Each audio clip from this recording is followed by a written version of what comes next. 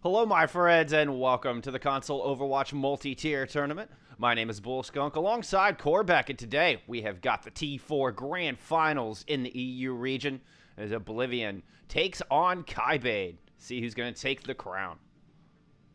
Yeah, it's exciting stuff here. Bullskunk, these teams, of course, have fought through pretty significant amount of pressure to get here. We were talking about it in the break. We don't necessarily know exactly what the storylines are for these teams, but we do know that they had to have done pretty well to break out of this division and get to the finals. They've chosen Ilios for the first map, and you and I were talking about this as well. For me personally, this is a bit of an interesting pick. I haven't seen much of it personally, but you had maybe some different thoughts on it.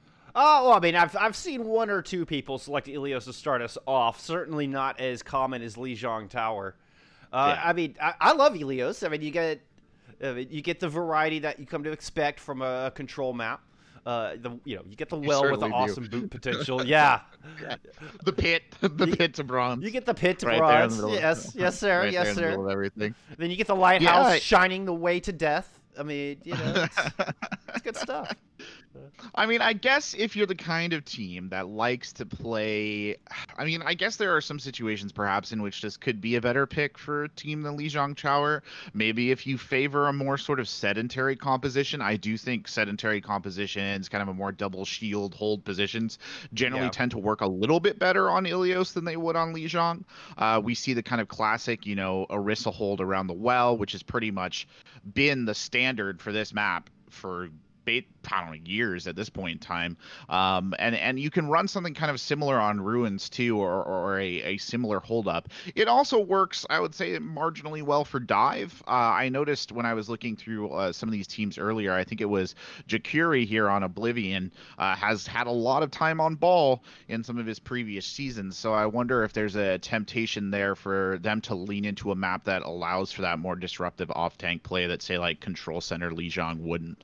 Right. Yeah, Lijiang's definitely going to be a little bit more brawly across the board. I mean, obviously you got some variety in Lijiang Tower as well. One of the things I'm thinking about is from the DPS point of view, where you can get a lot more Pharah and a lot more Widowmaker into the mix on Ilios. So perhaps if we had the high seed here is going to be Kybaid, so they chose our starting map. So if they've got some of their DPS players that can really utilize some of those long range heroes, Ilios might be a strong pick for them as well. That's a very good point. I mean, Ruins is arguably one of the strongest Widowmaker maps in the entire game. Yes, sir. We see her played there all the time, right? But it's also very good for Pharah. The Ruins maybe not so much. I always think that Ruins is maybe like a false positive Pharah map where people are like, this is really good. And you're like, actually, it's really long sightlines. You don't want to fly around with no cover. Yep. With no cover. Yeah.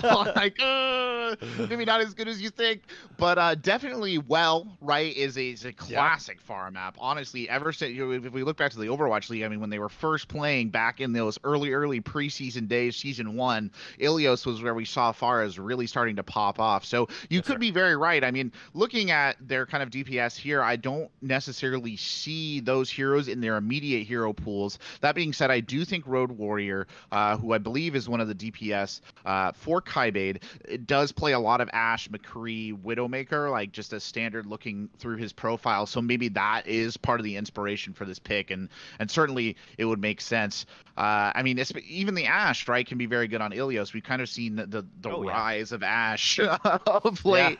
Yeah. I think we're about ready to go here, correct, Bullskunk? I just want to confirm as we're entering the game. Awesome, good. As we'll get in here, but yeah, I think the rise of Ashe has been one of the most interesting kind of recent developments in Overwatch meta. People really didn't play her for a while. Like, she was the bottom tier DPS, and now she's close to a must pick. I wonder if that's a result of hero pools. I mean, I heard it theorized that it was kind of one of those, well, you were forced to play Ashe because McCree and Widow were banned for a couple of different occasions there simultaneously. And so the hit scan player forced to play Ashe and realizing they were getting a ton of value out of her, especially with double shield. Yeah, it's true.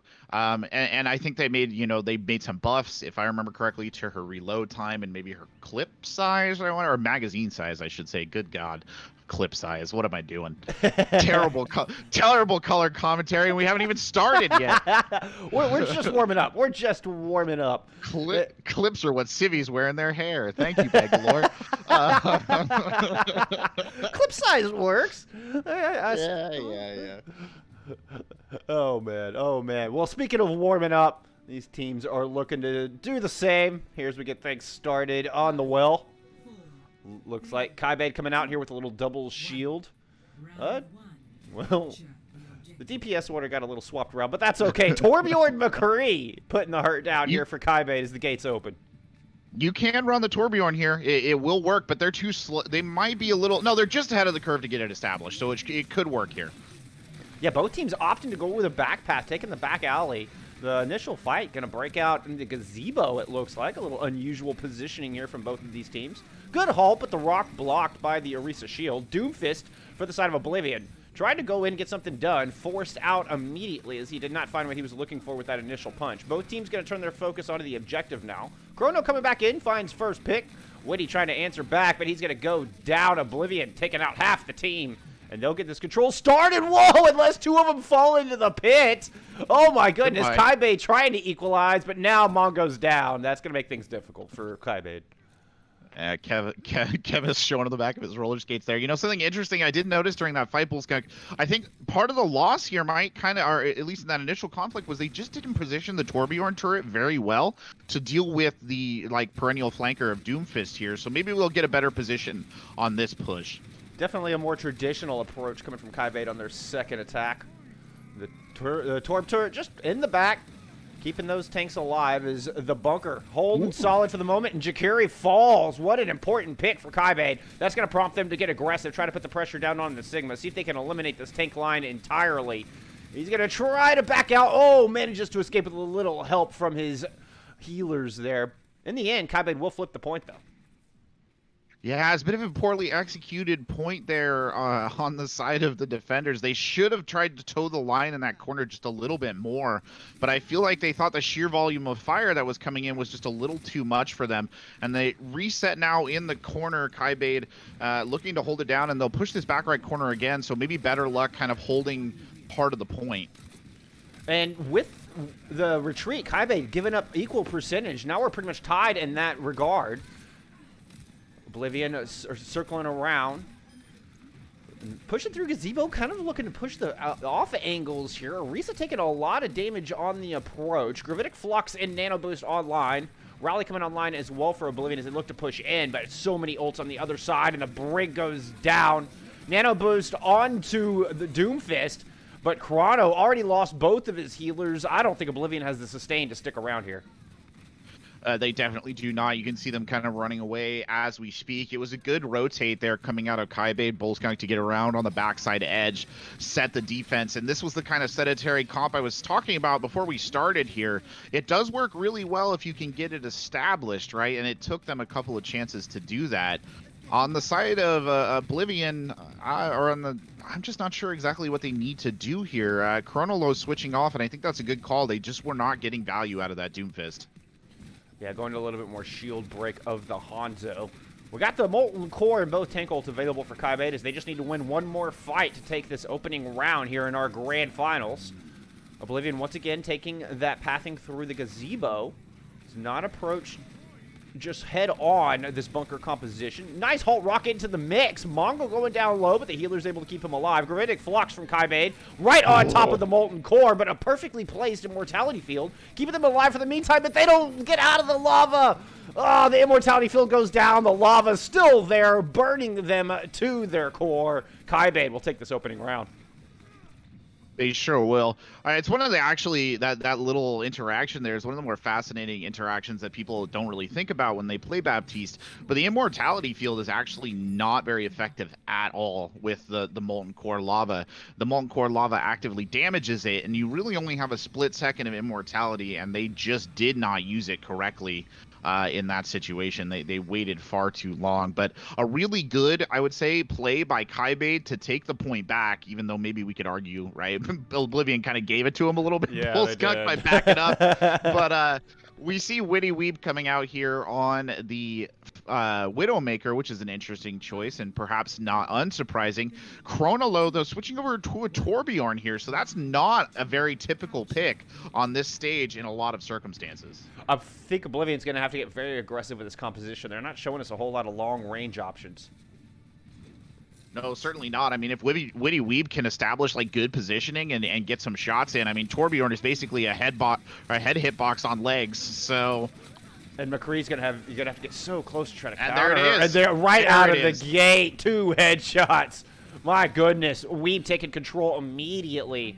Baptiste does fall, but Kybaid should be able to get this point flipped. They do have the man advantage. There it is. First control started. Oh, and a nice Maywall to deny the retreat of the Sigma. That's just absolutely brutal. I don't really know Bullskunk if they hadn't planned on the Widowmaker being there. And you can see Witty Weeb coming up over the top, trying to get a couple more shots in. The Torbjorn turret scares it off a little bit, but they've got indirect fire, and they'll bring it down. The turret's just never going to survive in this Widowmaker duel, is it? No, I'm afraid not. It doesn't quite have that range. It's got pretty good range, Corbec, but not quite all the way across the map. not quite that far. Not as far as it needs to be, at least in these circumstances. Oblivion coming back, still trying to build up those ultimates. Good news for them, not a whole lot on the line on side for Kybaid. Nice headshot from Witty once again, taking off the Cowboy's head. Blizzard does come through, or nice freeze comes through, multi-freeze in that regard, taking both tanks, at least stalling them out a little bit here. Now the attention of Kybaid forced to the back line. Healers go down, and another good hold from Kybaid. Oblivion just reeling here. Bullskunk, they don't seem to have the right answers they need. And I feel like this is shades of the last map as well. The changes, at least in the terms of the DPS, are just not coming through fast enough. I mean, finally, Nicky Boy switches over to a Tracer here to give them something else, but still no counters for the Widowmaker as Infrasights comes out. This is basically a free playground for Witty Weeb, and of a Widowmaker of this caliber at this level can't be left uncontested. Absolutely. Witty just taking over, using Infrasights now, so Kybaid knows exactly every inch that Oblivion is trying to take here. And Oblivion's, well, they're taking a very slow approach, and they're running out of time quickly. Looks like they were trying to go through the inside, throwing out an Amplification Matrix and the Gravitic Flux onto the point, see if they can get something started. Immortality Field used from Road Warrior, able to keep Kybaid in this fight, at least for the meantime. Another fantastic shot from Witty Weeb takes Nicky Boy out of the fight. The only thing that could counter, and now Kybaid with a massive Blizzard. 5 people caught in the Blizzard. Immortality Field already used for Oblivion. Overtime Wick starting to burn. And Oblivion struggling here as they go into desperation mode. I mean, Witty Weeb is basically playing the ideal Widowmaker match right now. It's the first time they've gone down, actually, even as I say it. It took a Zenyatta to kill the Widowmaker. It's going to be too little too late, though. Yeah. Yeah. Far too little too late. I mean, again, it was pretty much the ideal moment that you could possibly have. You can't have a Widowmaker just operating freely like that. You have to contest it somehow. And I mean, I think we saw them learn that lesson very painfully a couple of times on that map. Credit to them, though. I mean, Control, Bullskunk, right, not always everybody's favorite map type, and some teams tend to flourish in opposition. That's a beautiful boot from Chemist. Really well done. And back to your original point, it's so true. And a lot of teams just don't play Control very well. And that's been so many times, I can't tell you how many times I've seen a team come out and look super dominant on Control and then flounder through your payload-style maps. So, yeah, strong showing for Kybaid to start things off, but doesn't necessarily mean that they're going to run away with this thing. You know, that's exactly what we saw yesterday when Skate and I were casting another EU's finals matchup there. One team came out very strong on Control, and then they got into the next, payload map or whatever, and just got completely rolled. You would think it was 2 different teams. Like they changed their lineup completely. Some teams just thrive in that environment where there's less, perhaps, structure to kind of guide a path, and other teams do better when they can actually run strats and run strategies to make things work. So we'll see. Maybe Oblivion can play it out. It's obviously too early to be saying that one team is completely out of the game, right? Right. But hey, it's a first of 4 here. Plenty of matches left. Plenty of maps very left to true. go. Very true. But it was certainly a very strong performance by Kybaid. They looked solid. Let's just put it at that. Yeah, I think that's a fair statement. That's solid. Oblivion map choice here as we head to hybrid, so they'll get a chance to come back Your hybrid map choices are Kings Row, Hollywood, and Eichenwald. I'll be interested to see, yeah, what they pick, right? Kings Row is kind of the comfort map, I feel like, for a lot of people. But you're never going to catch anybody off guard on Kings Row, or at least it's difficult. I mean, unless you're the gladiators pulling out some great bamboozle, it's pretty difficult to catch anybody off guard on Kings Row. Everybody is scrimmed, all the different strategies. You tend to know what to expect. But I love the fundamentals that Kings Row brings. Like, you've got to execute just basic Overwatch core fundamentals to win on that map. Very true, very true. You know, I was there in person for the Great Bamboozle, fun fact. Were you really? I was, yeah, I was second row. That's amazing. Yeah, it was spectacular. It's actually no cap. You know, one of my like top 10 sporting moments of all time, because the audience itself didn't even realize what was going down until they flicked over until the camera flipped. Yes, sir. And then everybody just went crazy. But it looks like they have picked Eichenwald here, which I feel like has become a lot of people's sort of go-to second pick in this category, at least from what I've seen over the last couple of playoff games. Eichenwald, in my opinion, is a great map, right? There's a lot of fun to be had. The stages are pretty diverse. It doesn't, except for kind of the second stage, I don't think it necessarily strongly favors those long sight lines. So maybe this is a bit of like Widowmaker PTSD here kicking in right from the Witty Weeb. They're trying to see maybe how they can mitigate that. It is a good Pharah map, at least until the end. So we'll see maybe if either of these teams can fall into that temptation. A very good Pharah map indeed. And I agree with you, probably not as big a threat on the Widowmaker, at least from the Widowmaker. You would hope.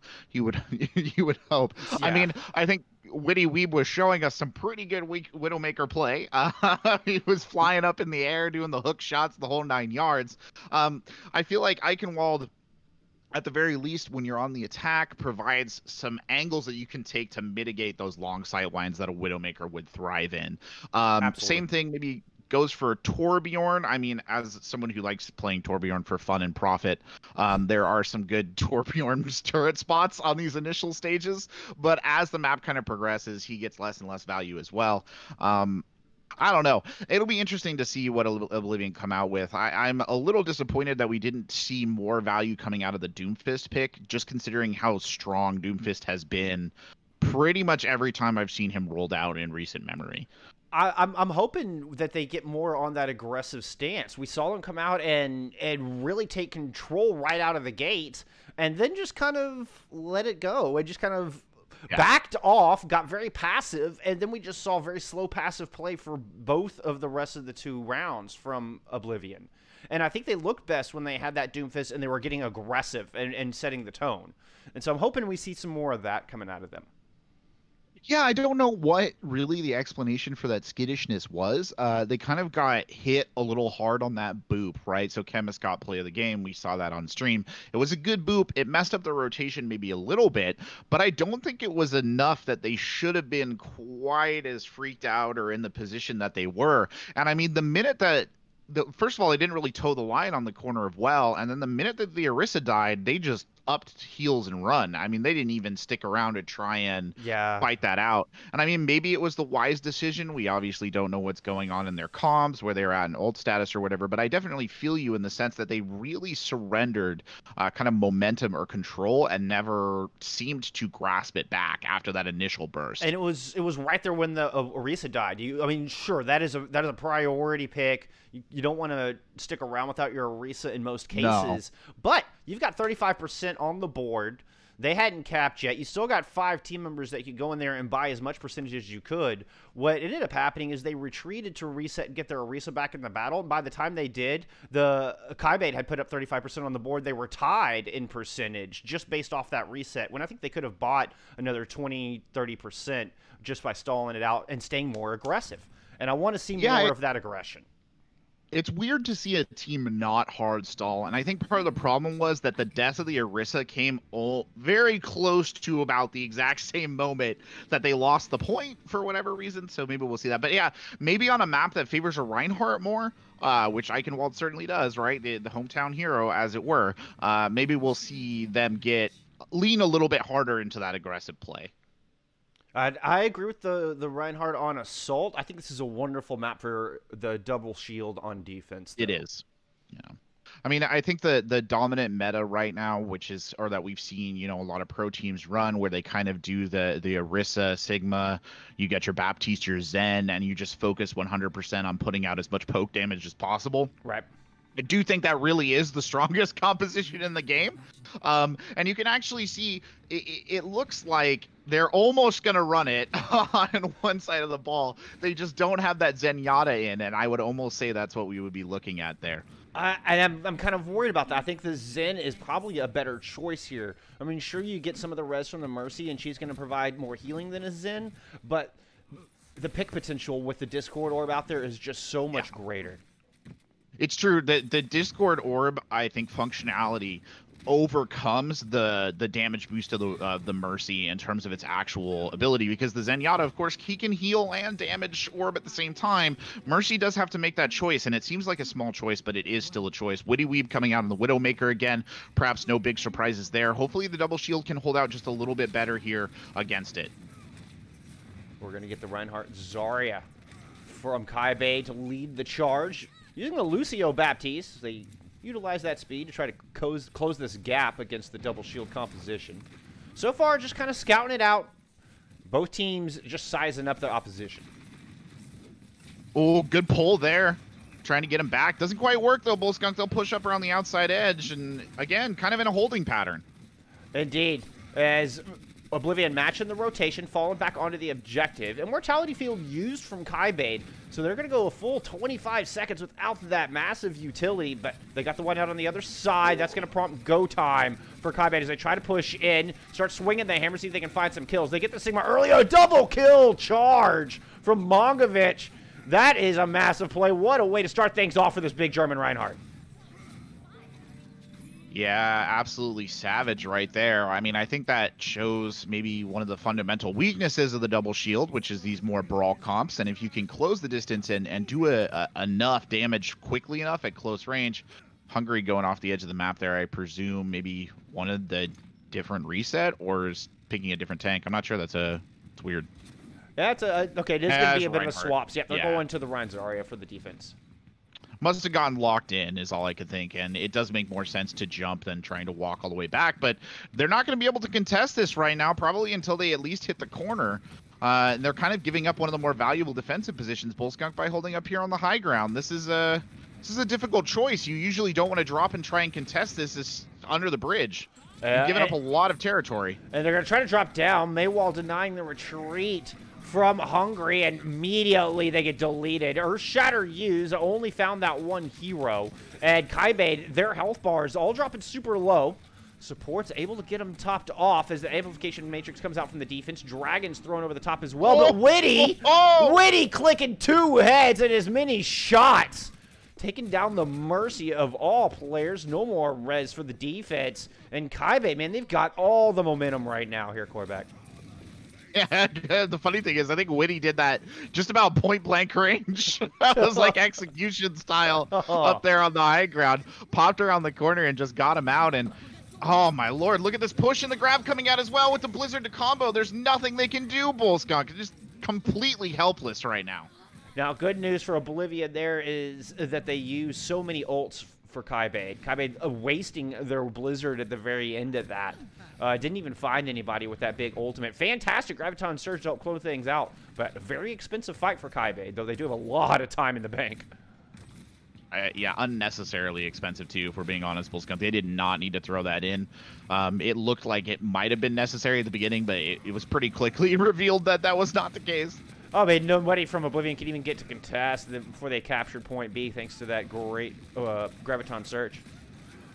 Now, Sound Barrier here for the attackers. Trade coming through. Brink goes down for the defense, but Rat down for Kybaid as they look to push the final corner in.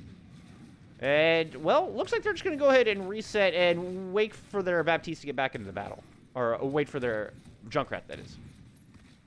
Yeah, again, I mean, I would say that this kind of waiting game is not the greatest thing they could do, but it's been working for them, Bullskunk. I mean, they get these full resets and come charging in, and unless this Coalescence really stops the momentum, it might do that. I think it's just a matter of time before they lead the charge once more, and I'm not sure that there's a lot Oblivion can do, except, I guess, for getting another pick.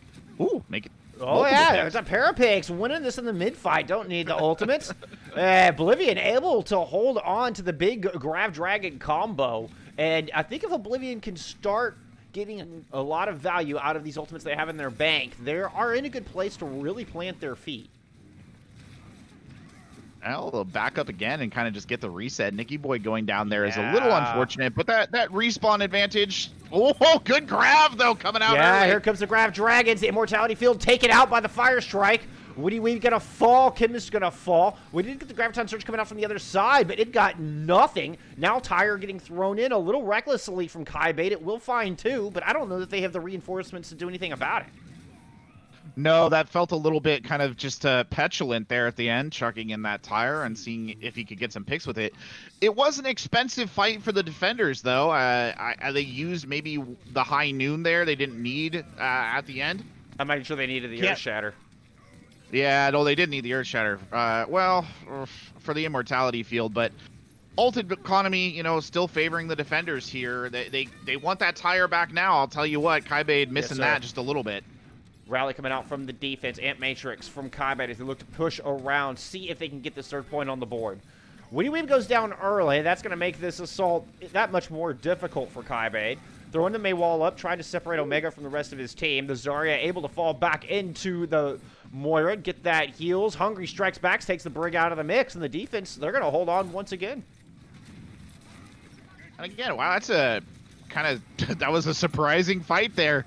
The Brawl comp kind of stalling out, and I'm not sure whether it's kind of a matter of positioning and the nature of this choke, making it a little hard for them to push forward, but they've actually swapped the comp, I think, completely to this Orisa Sigma now, so forfeiting any progress they had made on those ultimates. Omega up here, I think, just trying to generate a little bit of ult charge. Not having a ton of luck with it, though. A good little bit of discipline there from Kybaid to avoid shooting the pink hair bubble woman. I worry with the double shield comp. You're putting a lot of pressure on Witty to get job done from a distance here. We'll see if he can land those arrows. Coalescence out from the defense.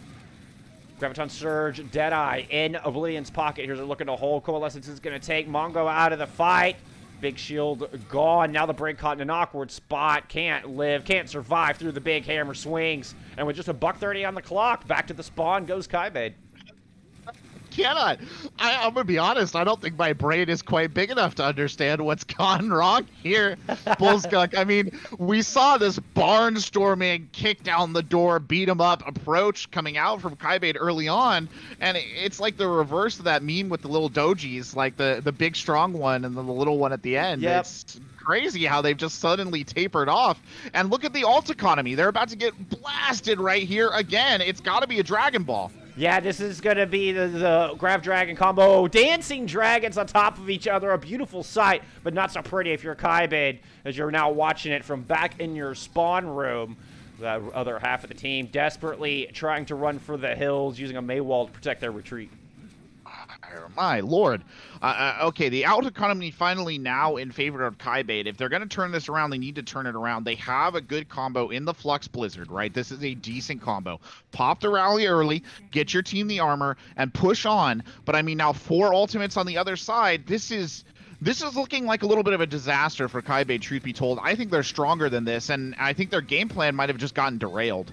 Going to an Ana, looking for a little bit of extra healing. I've been thinking, I wonder if that Moira on the other side's been the big difference maker. So much more healing available for that tank line up at this up-close and personal assault. Gravitic Flux to open things up for Kybaid as they try to turn the corner. Here comes the Coalescence from that Moira, and Hungry able to stay in this fight. Omega goes down. Good start. Earthshatter out from the defense. Doesn't find much.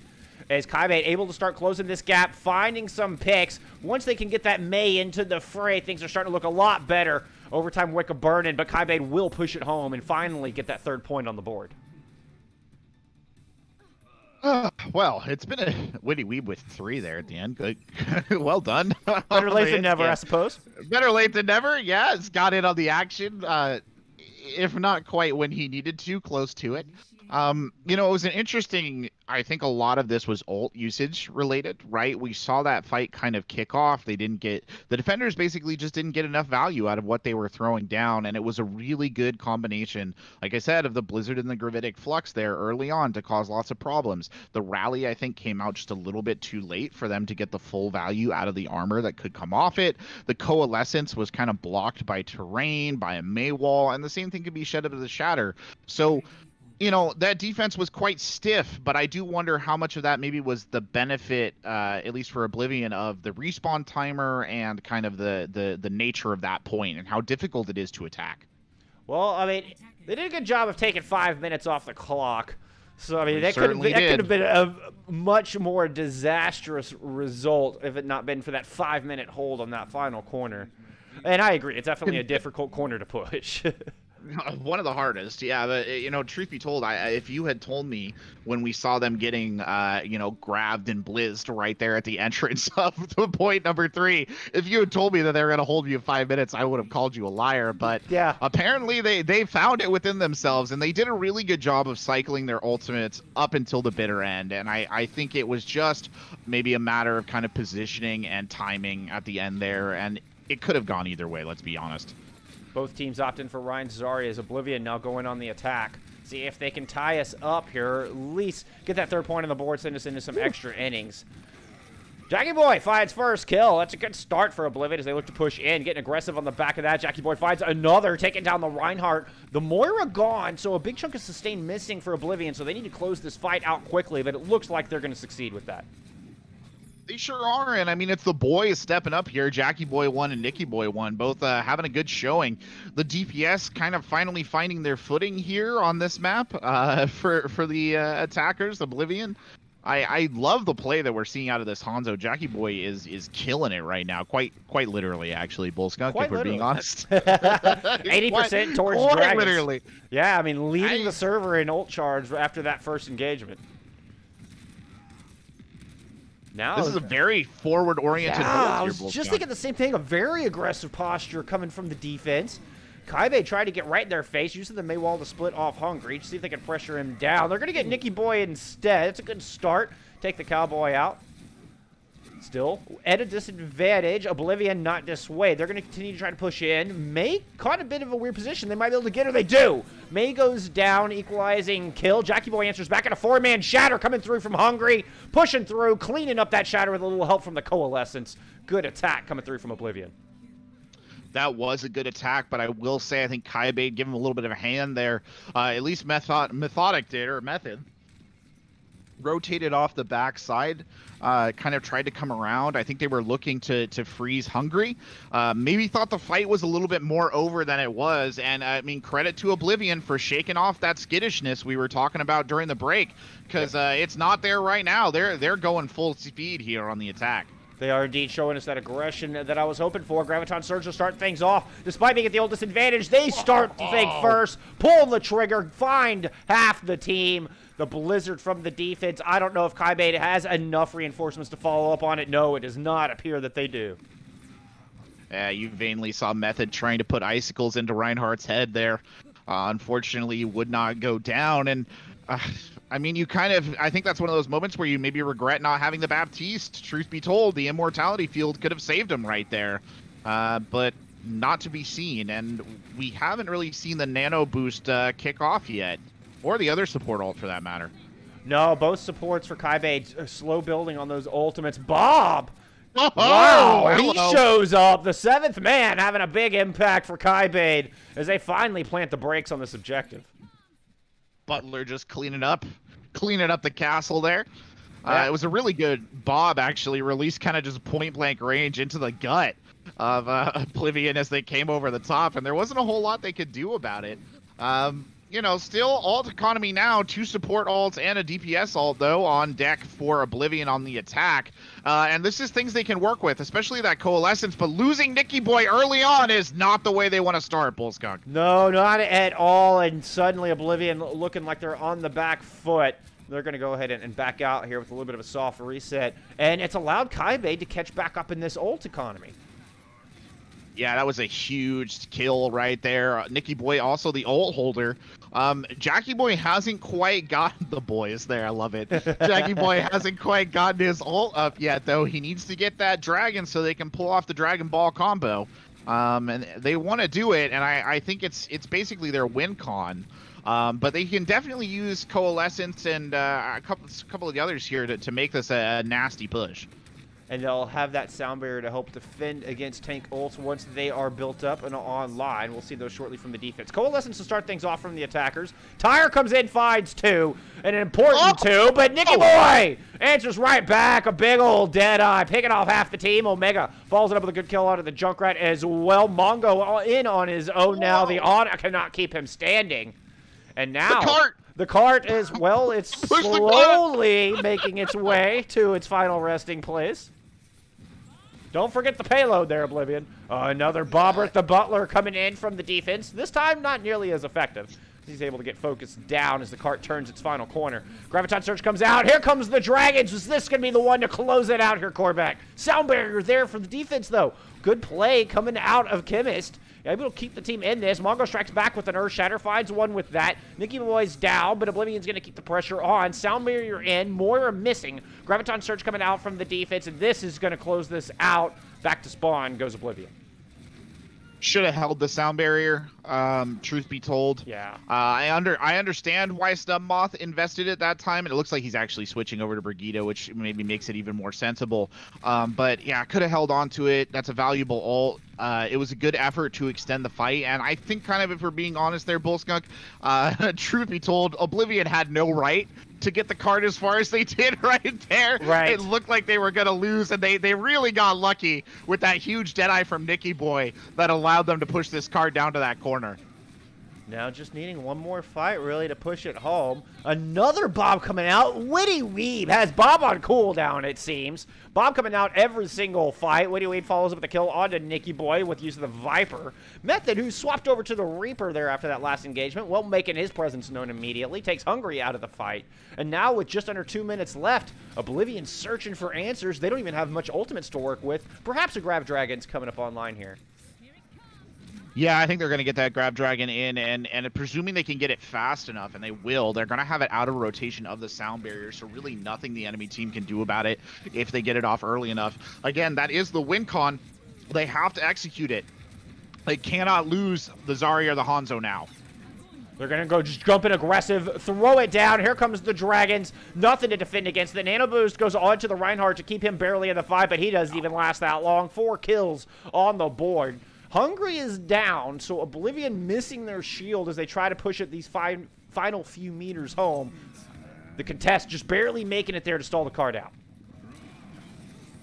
Looks like now here comes the stall composition from Kybaid. Wrecking Ball Doomfist into the mix. Doomfist finds an early pick, but Omega striking right back. Finds a pair of kills for Oblivion, but they've got to stay Johnny on the spot. Focus Fire needs to be there. Ash is low, but able to fall back. Ball still spinning to win. They're going to finally take the Wrecking Ball out of the fight. Earthshatter comes down, finds a Lucio. Ash goes back into spawn. Sound barrier out from the defense as they try to hold on to this thing for as long as they can here, Corbec.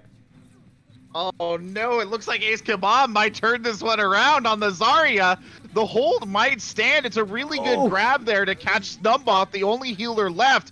High Noon coming out on the backside, forces him to run for cover. It's huge by Nicky Boy. Deadeye. Nicky follows it up. Yeah, gets the headshot to find the 3rd kill. They still have to deal with the Zarya and the Lucio, though. Okay, they get the Zarya out of the fight. Lucio, well, he's still spinning around. There goes the Lucio. They're finally going to push it in. But, man, Kybaid ate a bunch of time off that clock, and now just 14 seconds separating these two teams. That was a great stall effort there by the team. They did a spectacular job kind of holding it out, but the critical pick that I think almost went a little bit unnoticed because their situations are so chaotic, but was taking out exploits or exploit 5, whichever it may be, on the Moira there, which just, I mean, it didn't nerf their healing, but it basically cut it in half, right? Snubmoth was kind of hanging towards the back on that. Brigitte had to push up, very nearly paid for it. If Nicky Boy had not hit that giant High Noon, again, we would be in a very different situation right now. Yeah, that's twice we've said that about Nicky Boy here in that last fight. Even the day. Yeah, just in that last point, as a matter of fact. It's been a bit of a, truth be told, it's been a little bit of a DPS showcase here, at least on Eichenwald. I mean, we've seen some good play coming out from the tanks and the supports, but really the two boys and then Witty Weeb there putting in a lot of the work. I mean, Yeah. I don't know how Witty was generating those bobs so fast. Like you said, Bullskunk, they had it on cooldown. It was almost every fight. Yeah. A certain robot butler was just charging in and making himself known. And I switch back over to the Widowmaker now on the attack, and I almost think that might be kind of a mistake considering how effective the Ashe play was. But then again, the Widowmaker has been pretty nasty, so we'll see if they can make it stick. They're gonna have to find the room to work and see if they can get through the shielding here.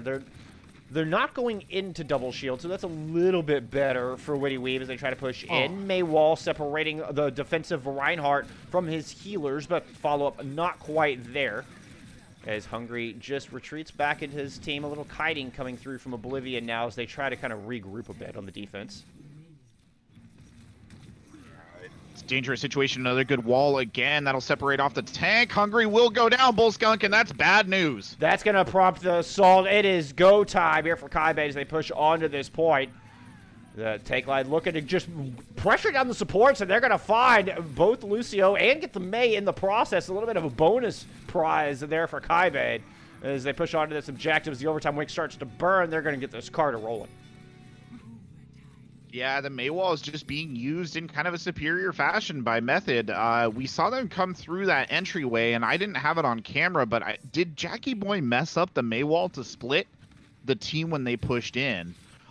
It seemed like more got through the choke than really relatively should have, considering Jackie Boy's position. But now in overtime, they're up on the window. They're nearly up on infra sites, marginal utility in this particular situation.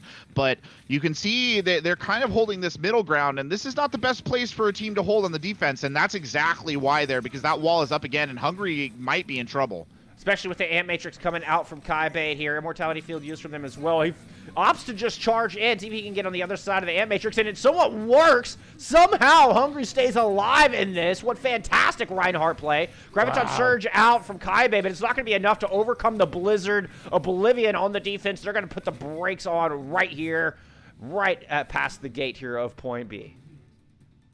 Well, I'll tell you what, so much for me saying that's not a particularly great place to hold.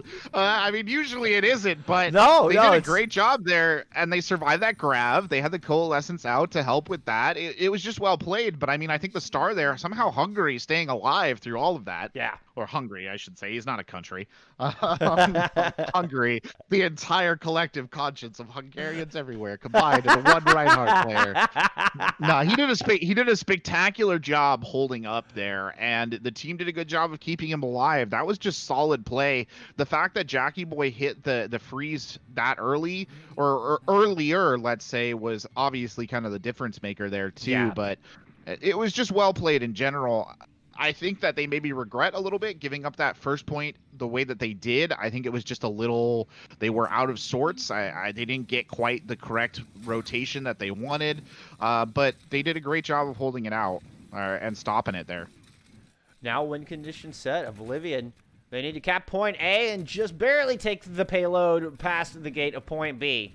And we will be all tied up. Kybaid hoping to stop that right here and now with the double shield composition. May and McCree to put the hurt down on the defense. This is a very anti-brawl comp. This is expecting to get run on by a Zarya Rein, and that's going to play exactly into what the attackers are doing. So we'll see if they can really make this stick. It's going to be a rough time for Hungry and Omega when they push up into the jaws of this. Pathing right up the middle. They're going to go left of tower. Opt to just go right up the gut, see if they can close this distance. So far, the Maywall keeping them at bay as we're just kind of in the poke and prod. Okay, here comes the Lucio speed. That's going to initiate the assault here for Oblivion as they push on to the point. Rock is thrown in, takes Hungry down really low. Oh, man, okay, finally taken out. Cannot quite get around the Maywall. With the Reinhardt gone, Oblivion facing an uphill task trying to push on to this point. Bubble used on the Lucio as the Frogboy trying to get aggressive, but now the Gravitic Flux out from the defense. This is going to be a team wipe. I don't even know if Oblivion has time to get back here. Oh, they can reset, but whether or not they can get back to the point, no, that should just about do it. Exploit going down there, no ults in the bank. That was the only one they had that Coalescence could have been telling. I think that might just be about closing time here for them, Bullskunk. Unless something really miraculous happens. Lucio will at least get the overtime wicket started. He gets flashbanged and deleted as he touches the objective. Now Hungry forced to move up. It's his turn to touch. We got a one-man advantage for the defense. Coalescence out from the offense. Earthshatter thrown in as well, but it just hit the shield of Sigma. Now Supercharger out from Kybaid as they look to hold on. Witty Weeb winning the battle with the Cowboys. Sigma getting into the mix as well. Kybaid, they are going to hold here, take the 2-0 lead in our grand finals. Yeah. I mean, that's a little heartbreaking there. I think for Oblivion, they had done well to force that overtime. They had really kind of started to find their backbone, as it were, going into this, but just not to be there. And there were a couple of small mistakes I think they made during that attack. Oh, hello, Method. Wow, that's that was a good one. That was a good one. That was about the Reinhardt dream right there. I don't think. Oh my lord, 45,000 damage blocked by Hungry in that fight. That's a lot of damage. That's a lot of damage. That's a lot of damage blocked. Oh man! Even for a game that was as long as that is a lot of damage blocked. How many McCree shots does it take to equal 45,000 damage? We'll have the CGL stats department get right on that. Then we're going to take a quick break here. Y'all go hydrate. It's important to stay hydrated. We'll see you back here on our assault map in just a few moments. Don't go anywhere. Well, welcome back, my friends, to the Console Overwatch Multi-Tier Tournament. My name is Bullskunk alongside Corbec. We've got Oblivion down 0-2 to Kybaid here in the EU Tier 4 Grand Finals. Oblivion have chosen Hanamura as the assault map. See if they can start their comeback. Kybaid choosing to go on the attack. What do you make of that, Corbec? Well, you know, it's interesting to me, Bullskunk. I feel like this is one of the sort of perennial discussions that a lot of people have, right? Yeah, it fascinates me. Whether it's better to defend or attack, and I'm sure some bright spark from the Overwatch League, right? Like your Pack and 10 or your Krusty or whatever could explain to us exactly what the right decision is to make based on statistics. Personally, for me, I think I lean towards the defensive choice. You set the benchmark for yourself. You have a clearly defined goal of where you will need to go if you play on the defense. But I just don't know if there is a wrong answer. I'm interested. I don't know what you favor when you're kind of in these toss-ups. Oh man, it's a tough call. If you choose defense first and you can put up a good hold, you know how you need to use your ultimates and how you need to pace yourself once you do go on the assault. But I love the brass McNuggies it takes to go on the attack first. You come out, you set the bar. Like if you put up a good time, you can just demoralize the opposition before they even get a chance to go on the attack. So I think it takes real guts to choose to attack first, which is what Kybaid is showing us here. And I like it. I like it. I don't think it's entirely out of the realm of their style either. This is pretty much in keeping with the way that they've been playing a pretty aggressive, pacey gameplay that we've seen coming out of Kybaid. Oblivion maybe struggling a little bit more on the side of maintaining that pace, but I mean, if there's a map where you can just shut people down, right, and stop a pacey team, the 2CP assault category, that is it, right? Can be an absolute momentum killer of a map. And we saw Eichenwald was so close. We were talking about it a little bit during the break. Could certainly have gone either way. I mean, Oblivion looked to be just, one pick away from pushing that thing home. So if they're going to bounce back, Hanamura is certainly the place to do it. They certainly have the capability. It's interesting what we have here kind of in our team composition. So the Ryan Zarya coming out with Nicky Boy and Jackie Boy on the Hanzo and McCree. That's certainly fine. I don't know if I necessarily agree with the Lucio Ana as the healing duo. In a defensive situation, Bullskunk, that is not a lot of heals. And there's also no way to save anyone. I mean, it's not like you're lacking healing and you don't have like an immortality field to throw in. That is asking a lot, particularly of the Lucio player, to know when to amp heals versus amping speed, kind of to keep things together. But we'll see. It's a very much a symmetric comp on the other side, so that's going to make things a little bit difficult as well. Pulling out the Echo. Haven't seen a whole lot of Echo here in the postseason of our multi-tier tournament. I'm excited to see the Echo play. I think it's a very fun character to watch. The sim strategies, well, they're going to teleport to the left house, drop all the way around to the back left side of the objective. Kybaid, well, looking to find an advantage early positionally. You can see the Echo still working from main, while slowly but surely the Orisa Sigma composition trying to make their way onto this objective, poking and prodding onto the defense as we speak. Yeah, this is a lot of bait to me.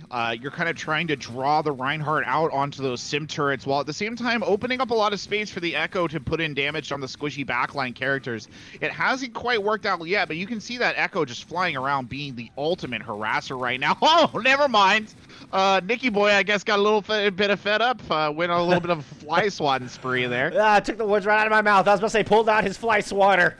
Took the Echo out of the sky. Now Oblivion free to focus their defense just in one direction, as Kybaid still just kind of stalling out here on the side, not really making a move just yet. We'll see what prompts them to push in. Well, Witty Weave picks up a kill. Gonna drop Photon Barrier into the mix. Nano Boost coming out from the defense onto the Reinhardt. Soundbaiter used from Oblivion on top of that. Can they stave off this assault? Ace Kebab getting into the mix, finds 2 early picks. Reinhardt goes down, and it looks like Kybaid's patience is going to pay off. Yeah, I mean, I think you asked what they were waiting for, and I think that pretty much gave you the answer right there. Yes, sir. That one pick to crack the defense like an egg. I mean, we'd see them done something similar on other maps, right? They've waited until there's that one person goes down, and it's like somebody switches the flips the switch to rage on the entire team, and they gotta just barrel in there all angry like. And it was the exact same thing that happened here, but this high ground hold definitely favors the defenders in this situation. That is a strange teleporter. I kind of like it, though. Yeah, I love it. Goes on top of the monument there. Method immediately finding 2 picks, cleaning off the high ground. Going to use that duplicate to swap over to the Reinhardt. Start swinging some havoc onto the point. See if they can get those extra Earth Shatters up. There's one. Supercharger coming out from Kybaid as well. Witty Weave had fallen in the process, but it didn't matter. It's a lightning fast 2 points on the board, and that's exactly that demoralizing attack I was referring to. When you are able to attack first, you put up a time like that, and it seems to pay off.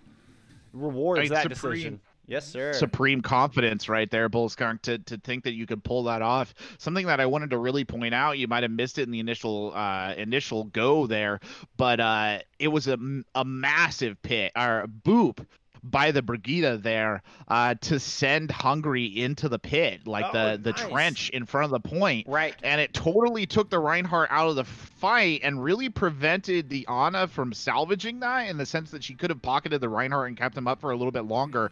Completely messed up the cadence of the respawn recontest. And it's such a fascinating aspect of Hanamura, because people usually don't think about it, but booping someone down into that trench is just huge. Yeah, you're effectively taking someone out of the fight for like 4 or 5 seconds, and that can be all the difference in the world. Especially if it's a character like the Reinhardt. That's all you need to open up that defense. Yep. It's all you need. Good play. I missed that boop. That is clutch.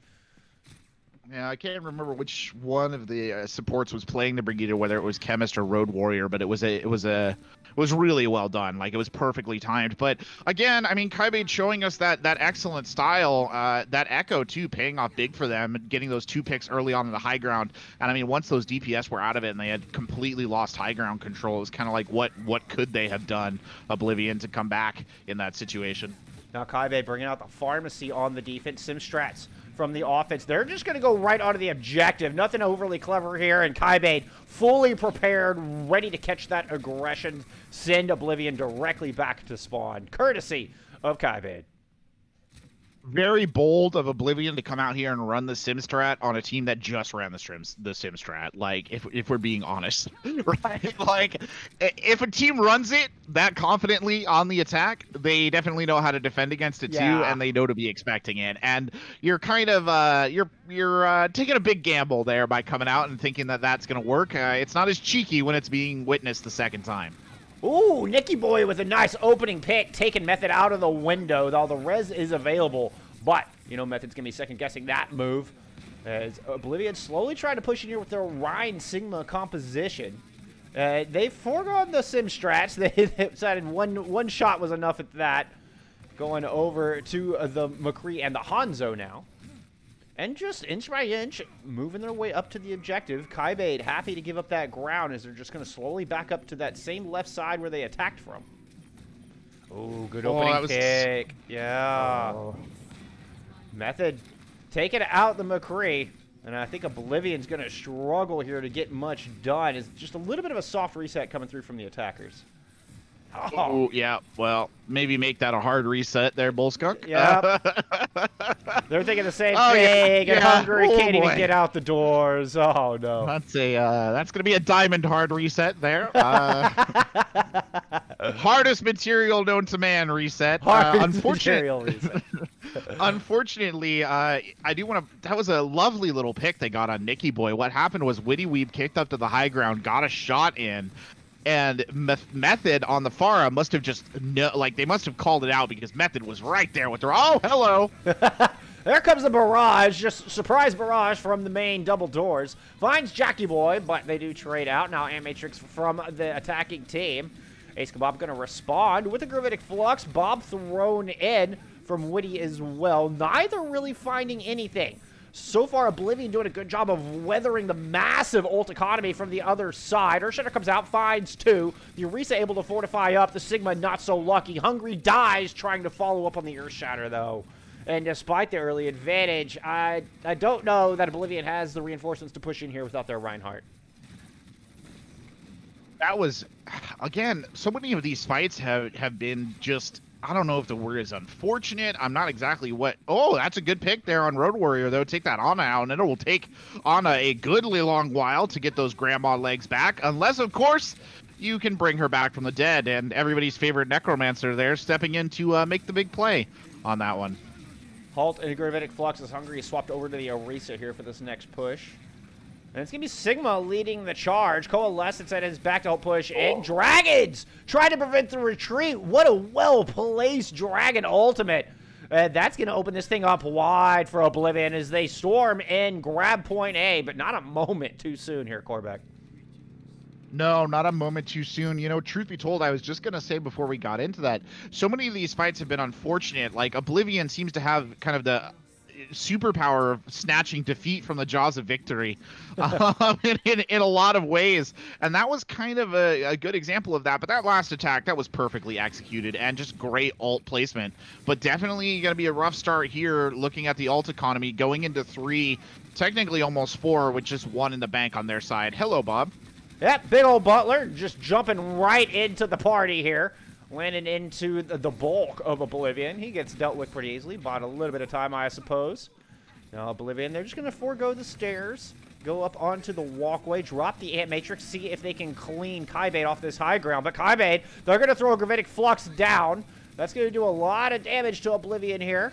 And the Baptiste can't survive. Witty able to pick him off with a little help from the rest of his team. Coalescence used from Oblivion to try to counterpunch back, but now they have a nano-boosted Echo in their back line, finding a pair of kills, putting a lot of hurt down onto this Orisa as well.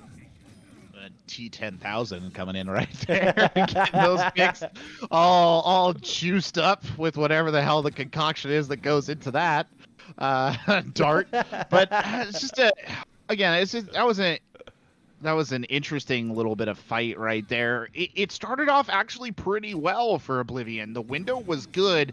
They got a good early pick. I mean, it was immediately rezzed out, but they just kind of seem to be lacking a little bit in the sustain department, and I don't think they're doing enough to slow down the Echo on the outside edge, and I think we're about to see that illustrated again in full. I think the positioning as well. You've got to claim the position. Bob. It's not enough to just get kills. Bob thrown in once again. What are we getting a Bob on just record time? Supercharger from Oblivion to try to help this push, and help it will. Nicky Boy finds an early kill. Make that 2 early kills for the Cowboy, as he alone is now working the flank angle while the bulk of the team takes space. Exactly what I was hoping Oblivion would do. Jackie Boy getting into the fold, finds a pair of kills as a Gravitic Flux was used from Oblivion. 2 DPS ults online as they try to hold this. 2 ticks already picked up. Deadeye's going to get thrown out to try to stall things. He's got to wait for the kinetic grass. He does not, but he does find the Echo in the meantime. Hungry, able to dispose of the Sigma as the stall composition comes out from Kybaid. 98% picked up here for Oblivion already. Oh, that was... It's these little flashes of, not little, but these flashes of brilliance that really show just how close this is. I don't think the scoreline that we're seeing overall for this match is really reflective of how close this game has been. That was perfectly executed by Oblivion. They ran a strategy that was kind of similar to what we've been seeing Kybaid run. Spectacular job by Nicky Boy on that McCree to kick out to that left side, taking full advantage of the supercharger that was down on the field to just chuck damage out. And when you're getting hit by those, empowered McCree shots coming in from one side and you have the rest of the team running at you from another, unless you can just immediately turn around and, say goodnight, Mr. McCree, there's not really a lot you can do but give up space to try and, coalesce yourself into a better protected position. And that's exactly what happened. And big props as well for getting Witty Weeb first, because that was the hard counter to that McCree in that situation. Yeah, Oblivion doing a much better job with their positioning on that final attack as well. The exact thing that concerned me from their previous assault, they cinched it right on up, and they weren't waiting around in that last attack. They got aggressive. It's what we've been talking about all day here, Corbec. Oblivion needs to stay aggressive and control the tempo of this match if they want to get themselves back into this series. I love that bongo positioning too, I should say, by Hungary. Put it right on the corner. It was actually one of the, it sounds so weird for me to say, it was one of the best placed bongos I think I've seen in a really long time. It was exactly where it needed to be. Hopefully they can make it stick here on this attack, but we'll see. Going into extra innings, double shield coming out from Oblivion once again. We're going to get the Hanzo McCree composition once again. No changes. It worked for him in that last assault. Why swap it up now? Double shield from the defense here. So far, holding strong. Just 30 seconds on the clock for Oblivion to make something happen here. Yeah, not a lot going on, though, is it? They're holding on this choke. I don't know what they're waiting for. Maybe that coalescence? Quite possibly, yeah. There it is. Coalescence coming out. That will initiate the assault. Kybaid, well, they're going to rotate a little bit far back. Interesting rotation. They will eventually circle back around, but it's in parts. Okay, the slight opportunity that Oblivion might have had just quickly closed as the rest of the team joins the Orisa on that back left side. Bob coming in once again from Witty Weeb. There's something that I've said a few times here today. Bob! Bob with play of the game right there. I think the big Omnic Butler just stole MVP. I think he did. That was a 4K, Bob. 4K you don't see those very often. To be fair, there's a little help from a barrage in there, but still. Yeah, might have been, but still, Bob was doing the work. Not going to take away credit from the hardworking robot underclass that apparently exists. Absolutely. In the world of Overwatch. That wears tiny hats. Somebody make the hats in XXL. Bob is in desperate need. He really is, poor guy. When it rains, it must be so unpleasant. Something that I think was really interesting there, Bullskunk, was Oblivion kind of shot themselves in the foot. They had that coalescence. They came in on the rotation and they held. They stopped. Right. There around the little, I don't know what we call that, Zen garden area in the middle. They kind of stopped because they wanted to get a pick. And that, I think, is what killed them. If they had just rushed the point when they had that coalescence, set the defense, they could very easily have caught Witty Weeb out, because Witty Weeb was playing behind the bell almost entirely by themselves, and them holding up there gave Mongovic enough time to rotate back around and set up defenses on the point. And it wasn't even that strong a rotation. Mongovic was on their own on the back end. There was a real opportunity for Oblivion to pounce on the Orisa in a 5v1, 6v1 scenario, and they just did not catch the rotation. Like you said, the passive approach was just too slow. Yep. just too slow. And it's these tiny little differences that are really kind of making the difference between these two teams. These small changes. Wow, that was a good little teleport. Interesting approach. I love it. It's Kybaid taking up residence on this top right-hand side. Nicky Boy finds good opening pick. Method is super low as well. All right, Method does look to find some healing. Teleporter onto the front, but it's just used for a little duck and dodge move from Witty, as Oblivion are going to clean up the scattered attack from Kybaid. Guess who's still here, though? Still an Echo! Poor Jackie Boy there. Did not see that Echo at all. And I got a really good little camera shot there of Method just swooping in behind him like some sort of predatory bird. Not really a lot he could do. I wish I could swap to your camera for a replay. It was quite funny, actually. He like went into the window and suddenly Echo. And now an opportunity for a power play if Kybaid strikes quickly enough. That Hanzo has not made it back into the battle yet. Teleporter used. And Kybaid going to circle around to the far right-hand side from the attacker's point of view. Start putting pressure down onto the objective. Deadeye coming online for the defense. We'll have the duplicate not too far behind for Kybaid as they try to close this thing out. They just need a hair under 40%. Jackie Boy finds the Echo. Omega finds the kill onto the break. Good start, utilizing that Ant Matrix perfectly. Jackie Boy coming up with 2 kills into the mix. Now half the attacker is gone, and this attack is going to fizzle out. Honestly, Bullskunk, I think the biggest takeaway from that is just spectacular ult discipline on the side of Oblivion. They had a High Noon, they had a Nano, and they had a Gravitix that they all could have thrown during that fight, and they didn't. They only threw the window. It was all they needed. It was really well done. The minute that Method got taken out on that Echo, it freed up Nicky Boy and kind of Jackie Boy as well to just focus all damage to the front, and it made all the difference. But we're going to see 3 ults, maybe 4, coming out from the attackers now. It's going to be ult usage again.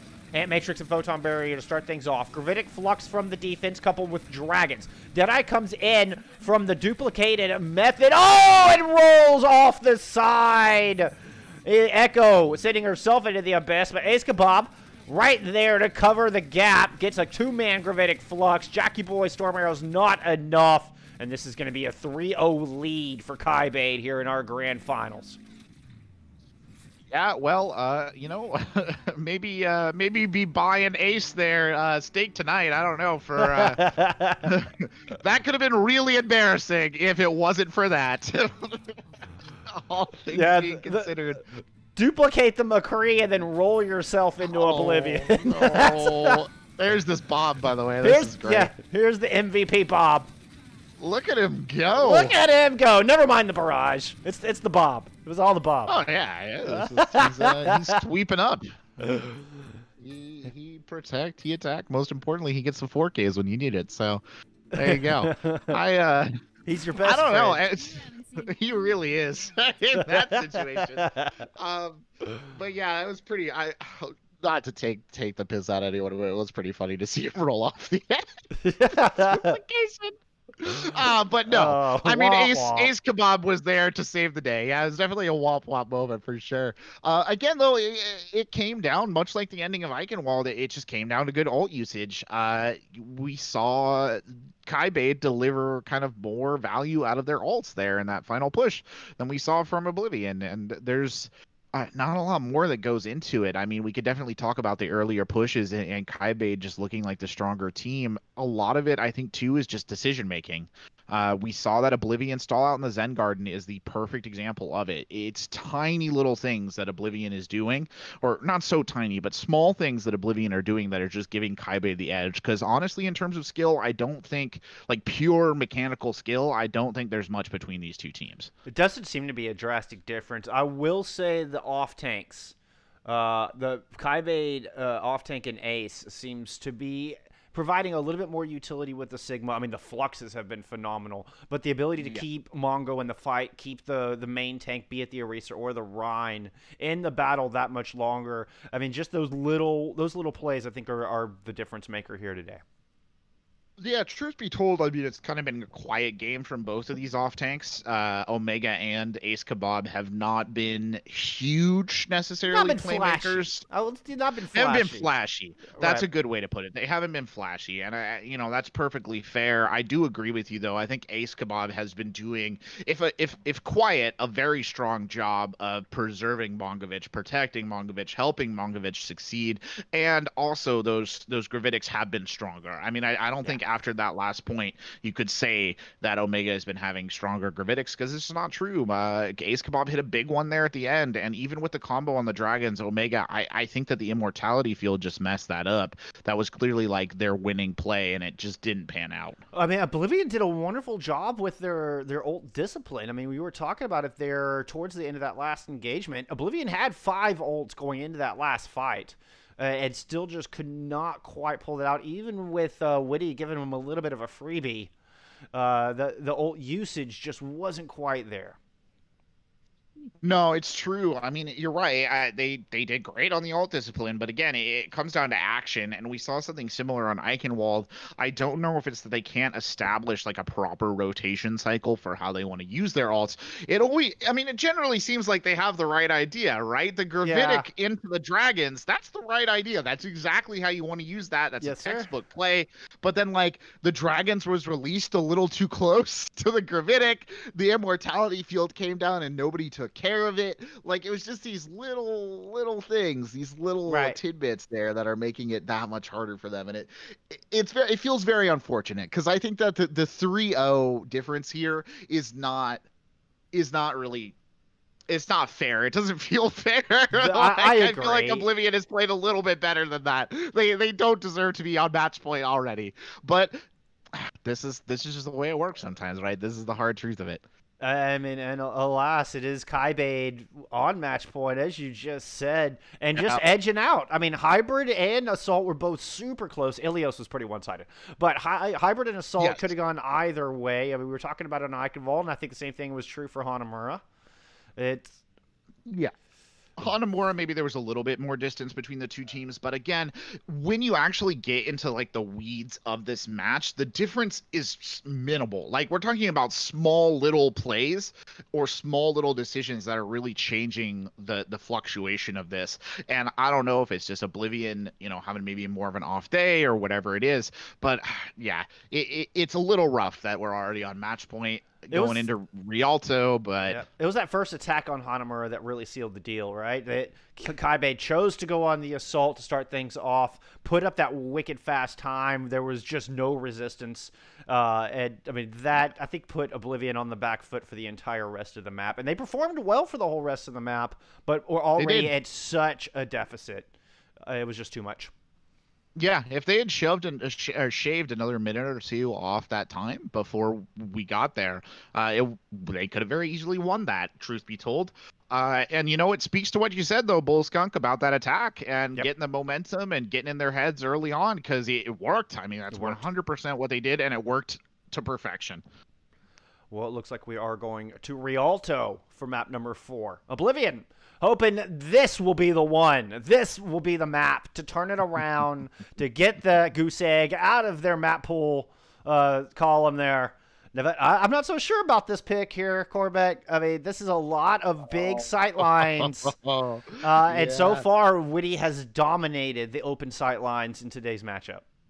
If you're an Ash player and you're seeing a Rialto pick, I think you can't help but salivate a little bit. Like, Like, oh man, oh that first quarter, like, a little bit Bob, of Monty Burns. Bob. Excellent. Yeah, excellent. Yeah, no, Rialto is one of my favorite maps in the game, truth be told. And I know a lot of people don't like it. I think it's a fascinating map. I really like it. I think if it's a map where you're a team that feels confident on it and you can think you can do well, you can do well. Sure. I think if you're a team that is a little bit in the weeds or struggling or worried, it is not a good pick because it is a hard map to attack. That first Yeah. corner, if it's held properly, is, I would argue, outside of maybe like some of the stuff that's been taken out from Paris or Horizon Lunar Colony, like the hardest point to attack in the entirety of the game. Whatever it is about the corner of death, it really lives up to the moniker. It is Well, not easy. and I've heard a couple of things, and I don't know. I mean, if this is still current, but I've heard that Rialto has more full holds than any other map in all of Overwatch. Really? More full holds than any assault map. There's more first point holds on Rialto, and the other one is the corner on point B. We're on the back of the Opera House, Oh, and you yeah. have the stairwell that the defenders could use. That's the one I've always referred to as the corner of death, and the most difficult corner to take in all of Overwatch as far as on attack, because of the high ground available to the defenders and how accessible it is with that staircase right there. You can get in in the little overhang and put pressure down onto the street towards the river. Yeah, this is a very defender map. Very much so. Yeah, it is a very defensively oriented map, and you saying that it has the highest full hold percentage to me would not surprise me at all. Last I heard. To be honest. Last I heard. Yeah. I believe it. I 100% believe it. What's the Opera House, by the way? I'm trying to figure out what The Opera House. Is that the Teatro Bel Canto or Correct. whatever it is? Yeah, that's an Opera House. No. Where the hell is the Opera House bit? It's just like the lobby. I think it's just the lobby. I don't know. I'm like, you said Opera House, and I'm like, oh, he means that bit. And it might have been a bit of a false start there. It looks. That's Yeah, we didn't go to stream yet, so no worries. 10-yard penalty and a loss of down. I don't. Double dribble. Double dribble on the court. Yeah, you said Opera House, and I was like, what? And then I was like, it could be that, but then there's no stage. It doesn't. It doesn't look like it. When it comes up, I mean, obviously that's where your camera defaults to. It's the Teatro Bel Canto Opera. Blows my mind. All right, well, the more you know. I'm not going to say Teatro Bel Canto. For one, I'm just going to butcher it every time I say it. But, B, Opera House just kind of rolls off the tongue a little bit better. I mean, I guess somebody could stand there on the little desk area and sing their hearts out, man. I don't. I definitely confused me for a second, and I feel like I've heard that terminology used before, and I will admit that every time there's part of me that's like, where's the space? Yeah, I have no idea where. It's some secret underground stage that they perform on. That's funny. It's Opera House / Speakeasy, The Opera House / Speakeasy, exactly. As we get set up on the defense here, and again, coming out with that Ana, this time with Snubmoth there on the Mercy. But an interesting combination on the other side. It's almost like they want to run a dive, but they're not. Dive with Orisa. One thing I do want to point out is we got Omega coming in for Jackie Boy on the DPS and ER2535. Subbing in on the support. So a little bit of changes coming through for Oblivion as they take to the defense here. Still trying to get that goose egg off the board. Yeah, they have to take at least one. I mean, you hope they can take at least one. Poor Ana in the back there getting absolutely harassed right now, Bullskunk, by that Tracer play from Method. But they'll reset, and they've got a decent defense here. The dive really not going off. No, Hungry doing a good job of picking off the Tracer. That's a good start. Oblivion is going to go ahead and just kite back into the courtyard area. They do manage to find Ace Kebab along the way. Hungry does not get the message to retreat. Caught out on the corner, goes down. Fortunately for him, res available for Oblivion. They're back at a full 6-man roster. There's a little bit of a soft reset coming through from the attackers. Yeah, not too soft. It's good anti-nade there. They try and open up the dive again, but no luck. Ace Kebab going to go with the backward pile drive, though. Yeah, Witty trying to get into the mix, seeing their Genji for the first time today, but Nicky Boy finds that Tracer once again, running into the McCree. Tracer might struggle here in the courtyard area. Well, that's a Nano Monkey, though, and that's a scary prospect in any world. It's an early Nano boost. Oh, it wide open there, Bullskunk. Wow, what an early Nano coming out. Builds up the Primal. That was a very quick counter punch from Kybaid. No excuses, honestly. The dive it should not be working quite as well as it is right now, truth be told. I mean, the Nano Boost Monkey is big, but like they're not doing a particularly spectacular job of executing this. I can't help but think this is maybe like nerves or yips from Oblivion just not being able to kind of close down on this. Well, Oblivion coming up on a couple of tank ults. Both support ults ready to go. Unfortunately for them, quite a few ults on the other side, including the Dragon Blade, which is coming out immediately. He does need a flashbang, force a deflect early, and Chrono will take him down. Mongo falls in that process as well. So perhaps Oblivion able to thwart off this dive, at least for the time being. They got Tracer in the back, almost has a pulse bomb here. Gonna look, I think, to drop it in. Oh! Gets rocked! Oh, that boulder is bigger than Tracer is. That had to hurt. I'm not sure if Chronolo did that on purpose or if he was aiming at somebody else and Tracer just happened to be there. Oh! Oh, good morning, Witty Weeb. Witty Weeb had had enough of the Genji. Decides to go over to the sniper. Widowmaker clicking heads. Finds the Ana. Ana gets res. Fine. I'll snipe the Mercy. God. Tried to get the Ana once again as the mines come through from the Wrecking Ball. Mongo's going to go ahead and throw the Primal Rage into the mix. On top of that, Nicky Boy falls to the big punches from the angry Winston. Witty follows it up with a good shot onto Hungry as Mongo just kind of having his way back here on the Winston. Just nothing stopping him.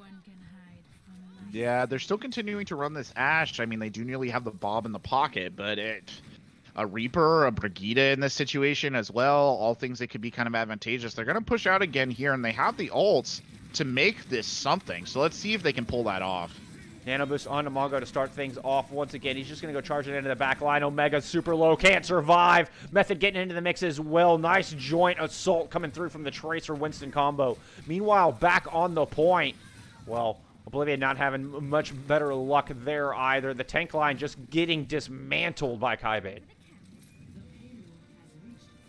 I mean, yeah, to be honest with you, Bullskunk, this is an ugly dive. This is not elegant. This is make angry monkey electric-y, and just kind of smash into him. And Oblivion, though, they're kind of falling prey to the classic trap of what you run into against dive, which is just not being able to coordinate, not being able to play together. And they're really feeding into this, and we're going to, I think, see it again. Look at how split up they are. I do like the swaps coming through. Oblivion going over to the Brig and the Sombra here. Could work out for him. We'll see if it's the difference maker. They're running out of room to work, that's for sure. Pulse Bomb coming out, finds ER early. But Mongo falls, Ace Kebab falls. So no more tanks for Kybaid. And I think might be a little bit of breathing room here for Oblivion. Apparently people can't see the match, maybe? What? Oh, shoot. God damn it. I suck. Oh, well, that's okay. Yeah, you're fired. That's it. Hey, it's a radio broadcast. I don't know what to tell you.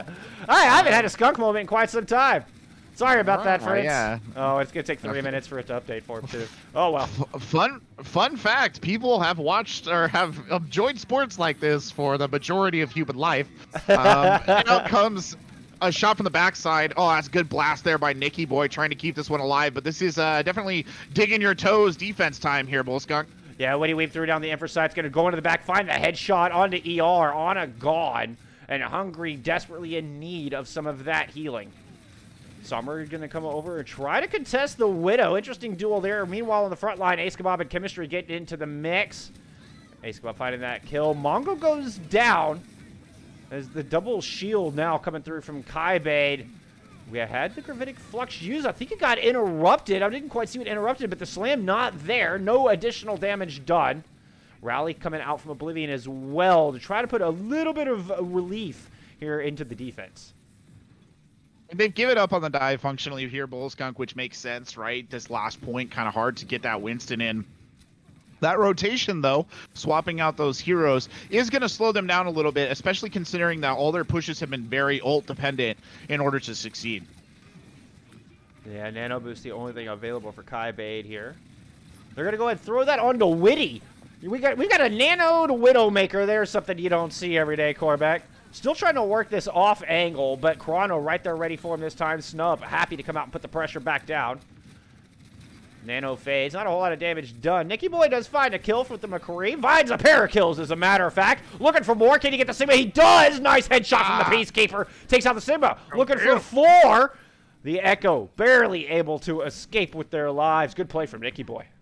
My boy is hungry right there. He did a great job actually coming in, and they're doing a great job digging their heels in and really holding this defense. You know, I was just thinking there as you're watching this fight, it's very chaotic right now. There's not a lot of game plan coming out of Kybaid, and whether that's just kind of like swelling overconfidence at the thought that they know that they're so close to winning this, whether it's kind of the switch off the dive is kind of rustling them up a little bit. I don't know what it is, but I mean, looking at these ult economies, they could be in for a really rough time here, especially if Method does not hit something big with the Echo ult. Yeah, same. They're putting a lot of pressure on Method and Ace. Method's going to swap to the Ana. Interesting duplicate choice, but considering the Flux coming out from the other side, turns out to be a good pick. Is able to heal up some of the team and throw out an extra nano boost onto Mongo. Now, Woody Weave had gone down early in the fight, and with Method on and Ana, there's really no damage dealers for Kybaid here at the moment. Method does eventually fall, caught out in the corner by Omega, who had swapped over to the Tracer. Mongo coming over to help him out, but just give his life in the process. And now, suddenly, with 17 seconds on the clock, Oblivion looking to be in a really good spot here. They've got the ults. I mean, they've still got more ults. They've got a pulse bomb here, and they've got the beatdown bongos as well. And I don't think that Kybaid is really going to be able to contest this or run out of time. Rally used on the side of Oblivion. They've got a bunch of extra armor. Here comes the Supercharger. Here comes the Deadeye as well. Woody Weave striking back. That might be just the ticket to upset Oblivion here. Flanking around. Nikki's going to go try to counter as we have the battle of the Cowboys on the side. Supercharger fades away, and Mongo goes down. Big pick onto Mongo. That Supercharger no longer available either. Amplification Matrix from Kybaid. Oh, Mega with a 2-kill pulse bomb. Nicky boy shutting down Woody Weave with an explosive finish. Oblivion, hang on. A brilliant little bit of play there. Good communication between the DPS and the tank. Throwing in the pulse bomb, getting the pull. Everybody came together in a little ball of blue death. That was great.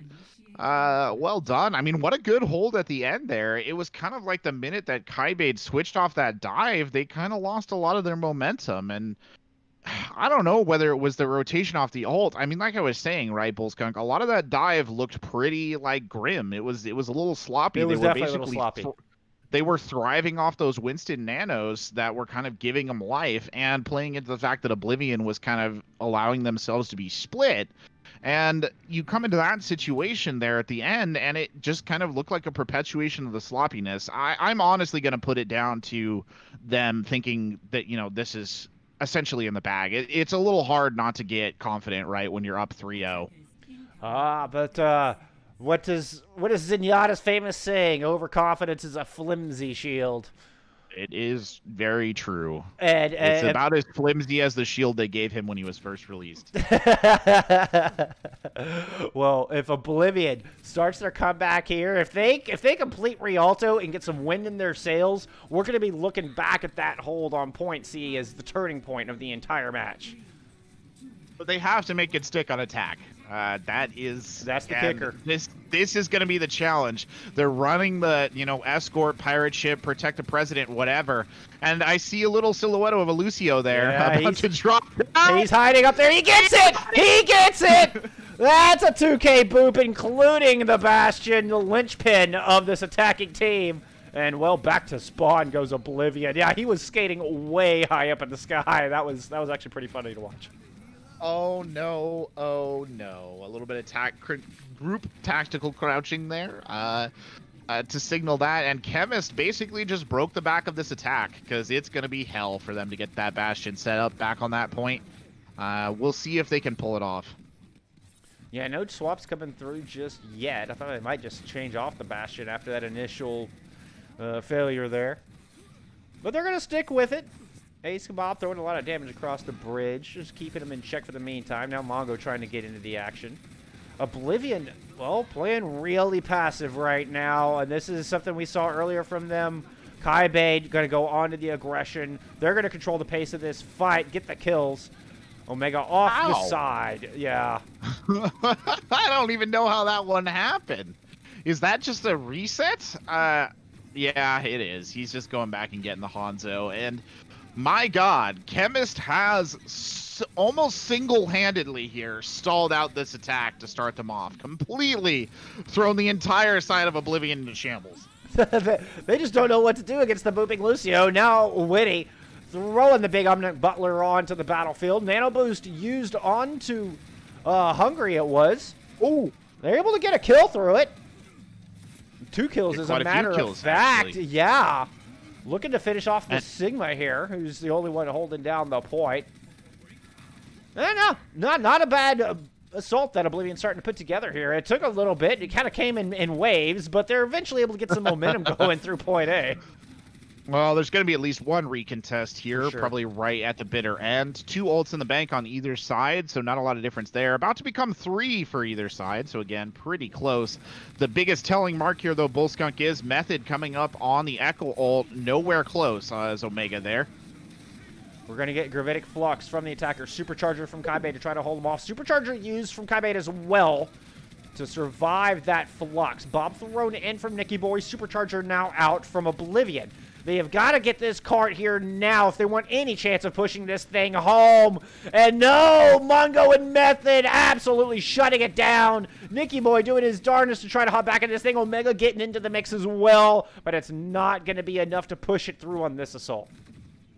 Well, reset it all there. Snubmother going over onto the Brigitte. They do have the dragons, but there's an Echo ult and a window coming up on the other side. Less than 1 minute left here, Bullskunk. This is bad. This is do or die territory. It's a cold, rainy night in Stoke, and they've got to make this one go through. And they're about to get ambushed from behind by one angry robot. Yeah, Method just waiting in the wings. He's going to drop the duplicate. Hello. Pick the Sigma as the duplicate of choice. Try and throw some tension down onto the Orisa. Orisa does get the nano boost to help stay into this fight. Nicky Boy finds a kill. We are going to get that extra Flux out. That's going to find the Brig. And Brig goes down. Witty Weeb picking off Nicky from the back. Making such good use of that Viper. Witty has been an all-star all match long. Follows it up the good kill onto Omega. Both DPS fall to the Viper of Witty Weeb. Now less than 10 seconds on the clock. Oblivion in dismal positioning here. Dire Straits as they look to fall 4-0.